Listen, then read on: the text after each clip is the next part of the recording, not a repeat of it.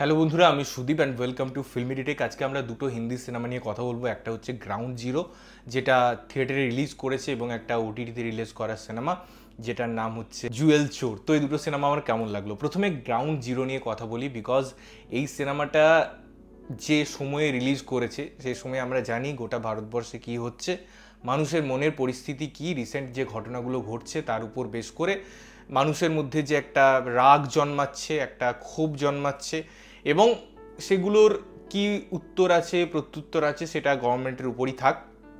But এই সিনেমাটা নিয়ে যদি কথা বলি, এটাও একটা সত্যি ঘটনা অবলম্বন করে বা বেস করে দেখানো হচ্ছে। সেখানে কিছু চরিত্র বা কিছু মিলিটারি অফিসারদের কথা বলছে, যেখানে বিভিন্ন অ্যাটাক হয়েছে ভারতবর্ষে বিভিন্ন সময়, কখনো পার্লামেন্টে, কখনো মন্দিরে, কখনো এই যে পাথর ছোড়া কাশ্মীরের সেই যে সিচুয়েশন 2000 বা 2002-03 এই প্রেক্ষাপটে গল্পটাকে নির্মাণ করা হয়েছে। এবং একটা হেড যেই জিনিসগুলো করাচ্ছে, অনেকগুলো জওয়ান তখন মারা গেছিল বা তাদেরকে মেরে ফেলা হয়েছিল, প্রায় 70-80 জন। তো এই ঘটনাটা কিভাবে সাজানো বা কে এর পিছনে আছে, কে মাস্টার মাইন্ড, এবং তাকে কিভাবে ধরা হবে, এটার উপর বেস করে ডিজাইন করা হয়েছে। দেখুন, এটা একটা স্লো বার্ন ট্রিটমেন্ট করা হয়েছে, ধাপে ধাপে ধাপে ধাপে গল্পের এন্ডিংয়ে নিয়ে যাওয়া হয়েছে, এবং যে সমস্ত জিনিসগুলোকে যেভাবে দেখানো হয়েছে সেগুলো খুব রিয়েলিস্টিক ম্যানারে প্রেজেন্ট করা হয়েছে রাদার। এবং যারা পারফরমেন্স দিয়েছে এই সিনেমায়, সেটা আমি ইমরান হাশমি লিড ক্যারেক্টারের কথা বলি, বা তার যে আদার্স মেম্বার ছিল তাদের গ্রুপের, তার ওয়াইফ হোক বা অন্যান্য অফিসার, প্রত্যেকের পারফরমেন্স খুব সেটেল। স্পেশালি এখানে আমরা একটা ছেলেকে দেখতে পাই যে কাশ্মীরের অবশ্যই ছেলে, তার একটা প্রথমে দিক থাকে, পরে তার একটা অন্য পরিণতি হয়, ইমরান হাশমিনের সাথে তার একটা আলাদা জায়গা ইকুয়েশন ক্রিয়েট হয়।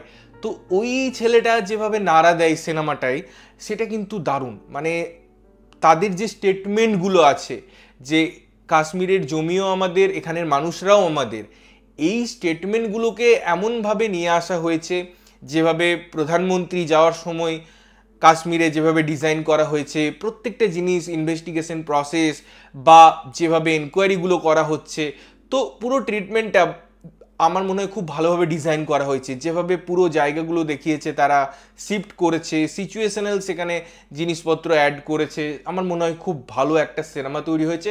এবং সত্যি বলতে বাস্তবকে তুলে ধরা হয়েছে, পরিস্থিতিটাকে দেখানো হয়েছে চোখে আঙুল দিয়ে, কোথাও কোনো এরকম ভাব দেখানো হয়নি যে কে কী ভাববে, কে কী বলবে। যেটা সত্যি সেটা সত্যি দেখানো হয়েছে। কোথাও গিয়ে সে স্বীকার করছে হয়তো তার ভুল, কখনো বুঝতে পারছে যে না, সে এটা করলে বেটার হতো। তাই যে ইমোশনাল যে জায়গাগুলো আছে, যে ড্রামাগুলো বিল্ড আপ করা হয়েছে, যেভাবে তার সাথে সাথে ব্যাকগ্রাউন্ড মিউজিক, তার ফলি, তার টেকনিক্যালিটিস, এই জিনিসপত্রগুলো যেভাবে এসেছে, আমার মনে হয় খুব ভালো। এবং সব থেকে ভালো এই জিনিসটা বা এই সিনেমাটাই করা হয়েছে যে এই সিনেমাটাকে স্ট্রেচ করা হয়নি অযথা, একদম পয়েন্টে রাখা হয়েছে। তার ফলে আমরা কনজিউম করতে পারি ইজিলি, এবং সেটা দেখতে ভালো লাগে। এবং সিনেমার যে মেসেজটা আছে সেটা বোল্ড, লাউড অ্যান্ড ক্লিয়ার।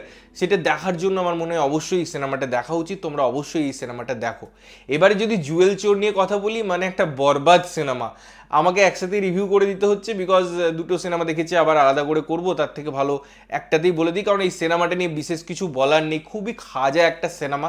যদি গল্প বলতে হয়, এখানে অবশ্যই একটা বাইরের হিরে, একটা অন্য দেশের হিরে, সেটা ইন্ডিয়াতে এক্সিবিশন হবে, এবং সেখান থেকে এটা কীভাবে চুরি হচ্ছে, সাইফ আলি খান তার ফ্যামিলির সাথে একটা ইনসিডেন্ট, এবং তাকে কেন ফিরিয়ে আনতে চাইছে, এবং সে কিভাবে জিনিসপত্রগুলো ঘটাচ্ছে, আকাশপথে না জলপথে না স্থলপথে, সমস্ত জিনিস তোমাদের দেখতে হবে। এবং পুরো ঘটনাটা যেভাবে আকাশের মধ্যে, এরোপ্লেনের মধ্যে ঘটিয়েছে, সেই সব জিনিসপত্রগুলো আছে।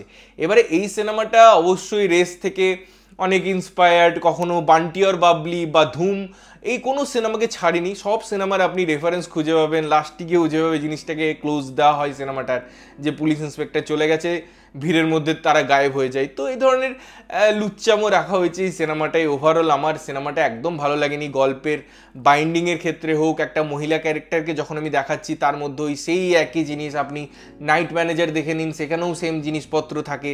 তো আদারওয়াইজ এই যে একটা ফিমেল ক্যারেক্টার, তাকে কি করে প্লেস করবে, তার অন্যান্য কিছু জিনিস রাইটাররা খুঁজে পায় না। ওই একই ফর্মেট, একই জিনিসেই তাকে প্লেস করতে হবে, এবং তার একটা অন্য দিক থাকবে। তো এই একই জিনিস দেখে দেখে বিরক্ত হয়ে গেছি। সিনেমাটা আমার খুব বাজে লেগেছে ইনফ্যাক্ট, এবং বাকিটা আপনাদের ইচ্ছা, আপনারা দেখবেন কি দেখবেন না, বা অলরেডি যদি দেখে নিয়েছেন কেমন লেগেছে জানাবেন। ততক্ষণের জন্য ভালো থাকবেন, সুস্থ থাকবেন এবং সবসময় ভালো জিনিস দেখবেন। চ্যানেল যদি প্রথমবার দেখছেন লাইক কমেন্ট শেয়ার করতে হবে, সাবস্ক্রাইব করতে হবে যাতে প্রত্যেকটা নোটিফিকেশন আপনাদের কাছে পৌঁছায়। দেখা হচ্ছে অন্য কোনো ভিডিওতে, ততক্ষণের জন্য টাটা।